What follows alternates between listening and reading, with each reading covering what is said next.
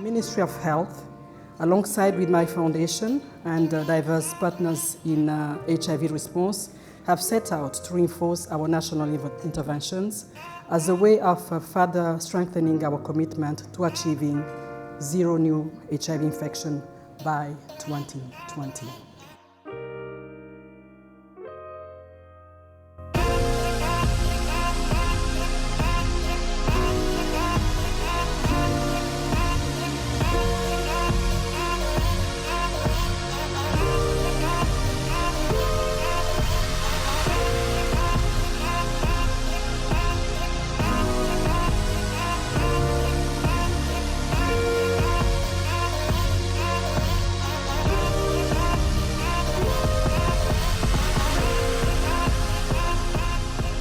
The fight against the AIDS epidemic can be won, but it requires unwavering global partnership.